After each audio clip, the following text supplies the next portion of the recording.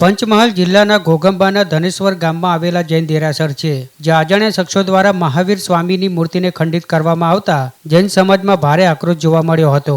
આ દેરાસર વિજય ઇન્દ્ર જગત વિદ્યાલયના પટાગણમાં આવેલું હતું, જ્યાં 24માં તીર્થંકર ભગવાન મહાવીર સ્વામીના જિનાલયમાં કેટલાક નવાબપોશ શખ્સોએ નકુચા ચોડી અંદર પ્રવેશ કર્યો હતો અને જિનાલયમાં બિરાજમાન ભગવાન મહાવીર સ્વામીની મૂર્તિને ખંડિત કરી હતી, જેમાં મૂર્તિની પલાઠી અને હાથ તોડી નાખવામાં આવ્યા હતા. એટલું જ નહીં, ગભારા બહાર ગૌતમ સ્વામીની મૂર્તિનો પણ પલાઠી સિવાયનો સંપૂર્ણ ભાગ ખંડિત કરવામાં આવ્યો હતો, તેમજ વલ્લભસુરી મહારાજની મૂર્તિનું માથું પણ ખંડિત કરવામાં આવ્યું હતું. જે બાદ રાજગઢ પોલીસે ગુનો નોંધી કેટલાક શકમંદોને રાઉન્ડ અપ કરી પૂછપરછ હાથ ધરી હતી. ત્યારે આખરે પોલીસે ગણતરીના કલાકોમાં જ મૂર્તિઓ ખંડિત કરનાર 3 આરોપીઓની ધરપકડ કરી ગુનો નોંધી આગળની કાર્યવાહી હાથ ધરી છે.